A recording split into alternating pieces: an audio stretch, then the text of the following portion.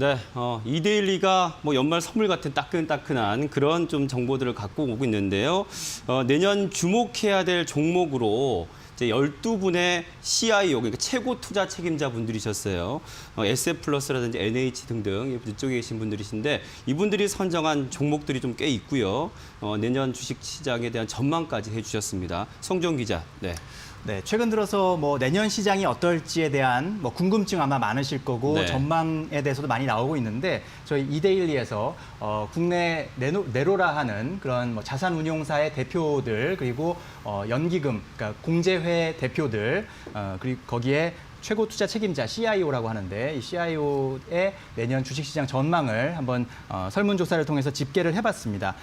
일단은 내년에 주목해야 할 섹터를 먼저 정리를 해보자면 네. 일단 반도체와 자동차로 꼽혔고요. 그리고 세부적으로 좀 내용을 보도록 하겠습니다.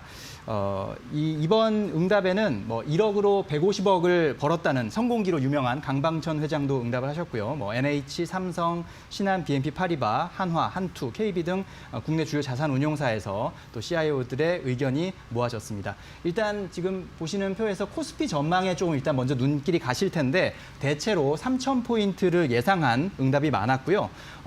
상반기와 하반기로 나눠보면 상반기에 힘이 더 좋을 것이다. 이런 응답이 많았습니다. 소수 의견으로 보면 강방천 회장의 이 상승 여력 제한적이라는 답변이 참 눈길을 끌고 있는데 이 강 회장 얘기를 들어보니까 뭐 삼성전자나 하이닉스가 사상 최대 이익을 냈던 게 2018년이거든요. 네. 그 당시에 이들의 영업이익 합계액이 80조 원 정도 됩니다.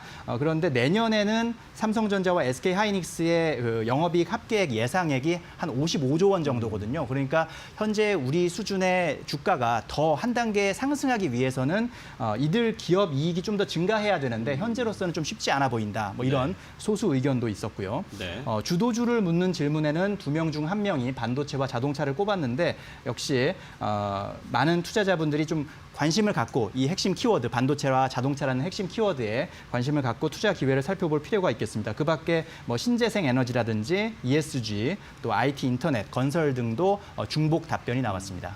네, 이 코스피 3000이라는 게 우리가 한 번도 가보지 않은 길, 그게 전대 미답의 길인데 이 전문가들이 전반적으로는 이제 3천 갈 것이다라고 전망을 하고 계신데 또 해외 주식보다는 국내 증시에 더 매력적으로 더 보고 계신 것 같아요. 이재 기자. 네, 일단 주식이 좋다고 합니다. 그러니까 채권과 원자재 아니고 내년도 역시 주식이 좋을 것이다라고 예상한 분들이 상당 많았는데요. 그리고 주식 중에서는 말씀해 주신 대로 해외 주식보다는 국내 주식이 더 유리할 수 있다라는 판단이 나왔습니다. 올해 코로나19로 참 어려웠는데 그래도 이 백신 이슈가 부각이 되면서 코스피가 또 연중 사상 최고치를 달성하는 흐름들이 나타났는데요. 네. 지금 시장에 돈이 좀 풍부합니다. 유동성이 잘도 흘러가고 있는 상황인데 유동성에 힘이 있는데 여기다가 뭐 코로나 치료제나 백신이 만약에 내년에 상용화된다면 네. 경기 회복이 아주 자연스럽게 뒤따라올 가능성이 있는 상황이고요. 또 그리고 기업 실적단에서도 의미 있는 결과를 도출해낼 수 있다라는 가능성이 언급이 됐는데 1분기 중에 그러니까 내년 1분기에 그 메모리 반도체 가격 굉장히 중요하잖아요. 맞아요. 이게 회복이 될 가능성이 있다고 합니다. 그럼 자연스럽게 영향을 크게 받는 뭐 삼성전자나 SK 하이닉스 주가 영향이 있겠죠. 그렇기 때문에 고점 형성에 도움을 줄 것이다라는 분석이었고요. 앞서서들은 뭐 반도체, 자동차 섹터도 분위기를 잘 띄울 것이다라는 분석입니다.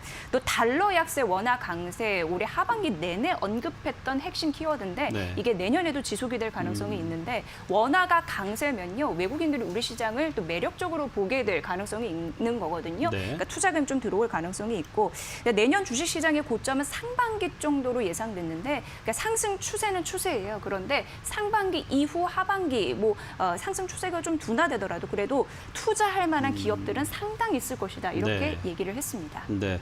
이 전반적인 긍정적인 전망 안에서도 사실 그 변수라는 건 늘 존재하기 마련인데요. 이혜라 기자, 변수도 좀 체크해 주셨죠? 네, 이 주가, 지수가 많이 오른 데에는 시장에 아무래도 돈이 풍부하게 있었는데 그 자금들이 주식시장으로 많이 들어왔기 때문에 그 영향을 받았겠죠. 하지만 이 유동성이 축소가 된다면 어떨까요? 일단 백신이 수급이 좀 보급이 보편화가 되고 경기가 저점에서 회복세를 보인다면 아무래도 이런 개선에 따라서 이 정부 입장에서는 이 균형을 맞추기 위해서 네. 물가라든지 이런 부분 때문에요. 균형을 맞추기 위해서 이 시장에 있는 자금을 조금은 빨아들일 수 있는 가능성이 있거든요. 그래서 유동성이 축소된다라면 이런 변수를 하나를 체크를 하셔야 될 것 같고요.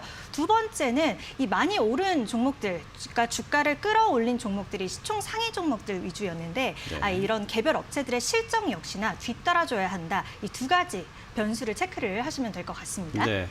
자, 그리고 해외보다는 이제 국내 증시의 매력이 좀 더 있을 것이다라고 보셨는데 그렇다고 해외 투자가 나쁜 건 아니지 않나요? 그런 전망은 아니실 거라고 보는데 송지용 기자, 맞죠? 네, 그렇습니다. 전문가들도 역시 해외 투자 역시 네. 유망한 투자처다라고 응답을 했습니다.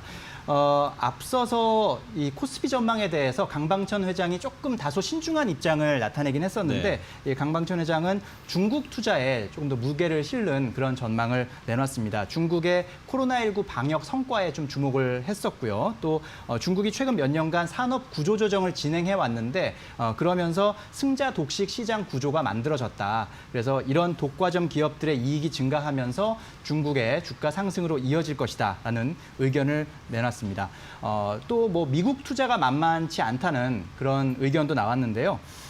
그 근거를 보면 역시 미국 시장은 전 세계 자금이 모이는 곳이고 혁신, 기술 혁신에 대한 기대감이 크기 때문입니다. 뭐 요즘 자율주행 또 AI 등에 대한 그런 기대감, 관심은 너무나 크기 때문에요. 그리고 바이든 체제 하에서 추가 부양책에 대한 기대감 역시 미국 시장의 매력을 높일 것이다라는 의견이 많습니다. 국가를 떠나서 해외 증시 역시 어떤 섹터가 유망할 것이냐라는 질문에는 대부분이 전기차 같은 친환경 관련주 또 경기 민감 업종을 꼽았는데요.